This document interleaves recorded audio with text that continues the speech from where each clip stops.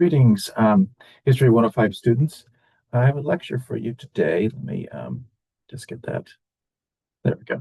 The Path to Freedom, the Underground Railroad, in McDonough County, Illinois. And so Western Illinois University is in Macomb, the town of Macomb, which is in McDonough County, Illinois. And so this lecture will focus on the Underground Railroad and how it made its way through this particular county. So first off, I want to do some background, some historical context for the Underground Railroad in Illinois. And so first off, I'll just go over some material that I've already kind of talked about in another lecture, but just to kind of bring you up to speed. So during the antebellum years, so these are the years before the Civil War, Illinois moved out of its frontier phase into a settled agrarian state in the West. The settlement in Illinois at the beginning of the 19th century took place primarily in the southern part of the state by immigrants from the upland South. That would include Western Virginia, Kentucky, Tennessee, and North Carolina, and some brought slaves with them, but the vast majority did not. So this gives you some of the idea of how these counties were initially formed. So Illinois is settled from the bottom up, and our county isn't even formed yet in 1823. Now, Southerners brought with them their culture and the Democratic Party, both of which dominated Illinois during the first decades of the 19th century. Only in 1830s and 40s, with Yankees arriving in Illinois with that change. Yankees and European immigrants tended to settle in the northern part of the state, and these two cultural groups would meet in central Illinois. And this is what our counties are like as of 1839. And McDonough County, which you see there in western Illinois, kind of the west central part of Illinois, near Hancock and Adams County, just above Schuyler, McDonough County was founded in 1826. So, although Illinois was nominally a free state before the Civil War, slavery did exist in Illinois. The origin of slavery in Illinois dates back to the French control of the Illinois country. And so back then, remember, the Illinois country covers both what is today Illinois, also Missouri, and some other states as well. The origin of slavery, like I said, began under French control, early 18th century. Slaves continued to exist in Illinois under British control, and then also during the American Republic period. So slavery continued in Illinois after statehood, and for the next several decades in the 19th century. Now, after the Revolution, the federal government needed a policy by which the young country in its western territories could form into states. And so Congress passed the Land Ordinance of 1785, which was a way of organizing the land, making everything into these little boxes and selling these boxes in the open market, these different sections, and then the government got revenue that way. But they're also needed a governing apparatus, and so that's the Northwest Ordinance of 1787, which provided a plan for how to govern this new area in the Northwest, which included Illinois. And so there was going to be 3 to 5 states created out of this territory, and slavery was prohibited in the Northwest Territory. However, the interpretation of the ordinance was subject to debate. So here we go with the Illinois Territory as of 1809. Now, the first territorial governor was Arthur St. Clair. And Arthur St. Clair interpreted the ordinance to mean that no new slaves could be brought into Illinois, thereby protecting slavery in the state. Illinois' first constitution did not ban slavery, but did not provide an overt protection for the institution either. And an effort was made by pro-slavery advocates to amend the state's first constitution to protect slavery, and that effort pretty much failed, due in part to Governor Edward Cole, who was a Southerner and a former slave owner who had freed his slaves and had become a vocal anti-slavery advocate. Now, Illinois had slaves, it had free blacks, and had indentured servants in the first decades of the 19th century. These people of color were also subject to black laws, which restricted their rights in contrast to the freedoms of white settlers in Illinois. Although these restrictions were resisted by some Yankees, especially those who self-identified as abolitionists, the dominance of the Southern political culture kept Illinois largely unfriendly to African Americans, whether free or slave. Now, in the 1830s, 40s, and 50s, slavery was becoming a more contentious issue nationwide and in Illinois as well. Slowly slavery that existed in Illinois was chipped away by court rulings, so that by the 1840s, slavery and indentured servitude pretty much came to an end in the state. Now, abolitionism had some strength in the state, but it was always a minority position. Abolitionists called for the immediate end of slavery, regardless of the economic consequences, and abolitionists did not believe that slaveholders should receive any compensation for their loss of property. For many Americans, abolitionists were considered fanatical, basically a radical group of unrealistic men and women. Now, in Western Illinois, it's safe to say that most residents accepted slavery as a peculiar institution of the southern states, and they were not supportive of ending the practice. Many of them just feared free African Americans making their way north into Illinois. Those who spoke out against slavery could pay a terrible price in Illinois. For example, the abolitionist writer and newspaper publisher Elijah Lovejoy was killed in 1837 by a mob of Missourians and Illinoisans while defending his printing press in Alton, Illinois.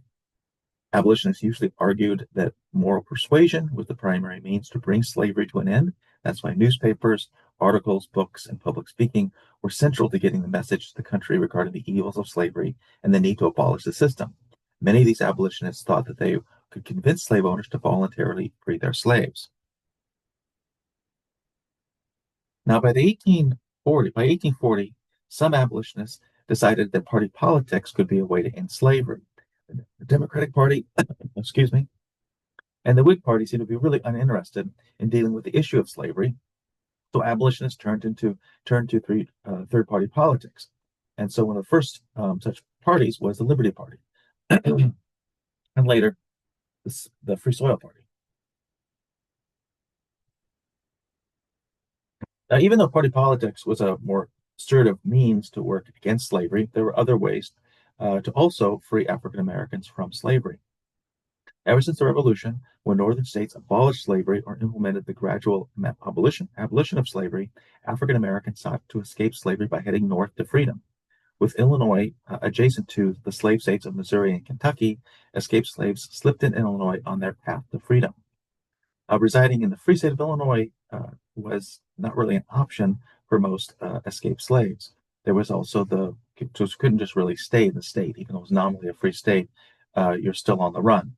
And there's also the Fugitive Slave Acts of 1783 and 1850. And so the more aggressive was the 1850 law. This made harboring escaped slaves punishable by fines and imprisonment. These laws allowed slave catchers to cross into free states or free territories to find their missing property or the property of others. Therefore, abolitionists and those sympathetic to the plight of escaped slaves assisted these fugitives to get to Canada, where slavery was banned, and there was little hope of a slave catcher being able to capture escaped slaves there and return them to their owners.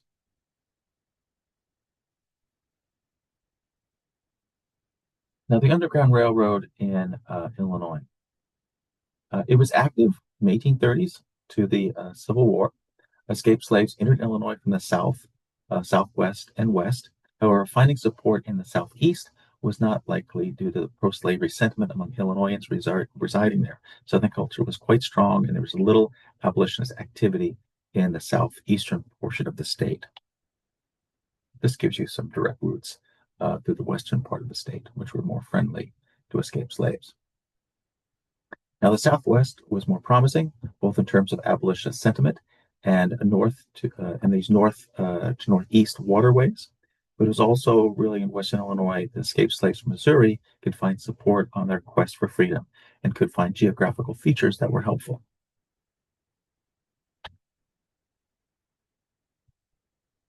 So, went over the points of entry in the state. There's south, southeast, southwest. Southwest tend to be the most promising area to go. Now, in Western Illinois, during the antebellum periods, 33% of the land was forested, but there was also a lot of tall grass prairie that still existed in the era because it was just only slowly coming into agricultural production. So the grasses in Western Illinois could reach as high as 6 to 7 feet or more in height. Therefore, hiding places were abundant. Now, the northeast angled waterways and the Chicago, Burlington, Quincy Railroad were important paths through the region, taking escaped slaves in the right direction. Now, most folks in McDonough County were not supportive of abolitionism, or and did not really assist escaped slaves on their way to Canada. Nevertheless, McDonough County was a leg on the Underground Railroad in Western Illinois, and the county had station stops, conductors, and cargo that would take them to. I'll explain what these are. So now, station stops were hideouts for escaped slaves. Now, these could be barns, they could be secret rooms, that sort of thing, a way for slaves to hide. Conductors, these were the abolitionists or those sympathetic to escaped slaves who would feed and provide lodging to escaped slaves, as well as escort them through the county. Then there was the cargo. The cargo was the slaves themselves. Now, before escaped slaves arrived in McDonough County, they had escaped their enslavement in Missouri and crossed the Mississippi River. Crossings could be made using unsecured small boats on the Missouri side of the river and then rowing to the Illinois side of the river. Also, with so many slaves and free blacks working on the riverfronts, it was possible for escaped slaves to blend in with the workforce on a riverboat, and when it docked in Illinois, like the Illinois side, the fugitive could blend in with the activity of unloading freight at the dock and continue on his path to freedom through Illinois. Now, although there were many ways to get to Chicago through Western Illinois, both with help and without help, and if you went without help, that's basically you're following the North Star. But they needed assistance. Most people needed assistance on their way. But first, they needed to get to Quincy first. It was crucial because that was the first station stop on a well-established path to freedom through Western Illinois, known as the Quincy Line. John Van Doren and John Brown were the most active conductors on the line at the Quincy station. Again, Quincy. So down there, Adams County, you see the little star. That's Quincy, and then you can see McDonough County to the northeast of Adams County, and then Knox County to the northeast of McDonough County, and on the way up to Chicago. So from Quincy Station, from there, escaped slaves would journey to Round Prairie in Hancock County, the second station stop. Conductors Abraham and Isaac Pettibone or Nathaniel Burton would lodge the escaped slaves. Abolitionists, Presbyterians in Round Prairie had strong ties to abolitionists in Galesburg, which helped to maintain the line. Or the fugitives could journey to the Birmingham Township and northwest Schuyler County for a station stop there. The third station stop was McDonough County, and here John Blazer in Industry Township would lodge escaped slaves on his property along Camp Creek. Then there was Billy Allison. He would lodge escaped slaves on his property along Troublesome Creek, or one of his sons would in Chambers or Scotland Townships, both were south of the city of Macomb. Given the general hostility to abolitionism in McDonough County, escaped slaves did not linger in the county for long. Conductors quickly took the cargo or invited escaped slaves to journey to Henry Dobbins' home in Fulton County, which was Station Stop 4. From there, the fugitives made their way to Galesburg. Galesburg was popularly known as so here's the Blazer and Allison families who are extremely important for escaped slaves getting through McDonough County. And Galesburg was referred to as the Little Nigger Stealing Town because it was such strong abolitionist sentiment in Galesburg. Their escaped slaves could just move freely in the city and with no fear of being caught by slave catchers. Fugitives would journey northeast out of Knox County to Bureau County and find another station stop in Princeton. There are more station stops followed until the escaped slaves arrived in Chicago, which was the termination point on the Quincy line. In Chicago, abolitionists would secure passage for fugitive slaves on steamships to Canada. Now, although the Quincy line was quite popular, escaped slaves had a variety of options depending on the county they traveled through. For example, in Fulton County, a variety of hideouts existed. Therefore, escaped slaves had other options than the home of Dobbins. And in addition, escaped slaves could make their way across the Mississippi River north of Quincy and proceed to a station stop in La Harpe and cross into northern McDonough County and journey to Roseville and Warren County, where abolition activity was well connected to the abolition movement in Galesburg. Regardless of how they arrived at Galesburg, it was important to stop there because of the open abolitionist support escaped slaves would find in that city.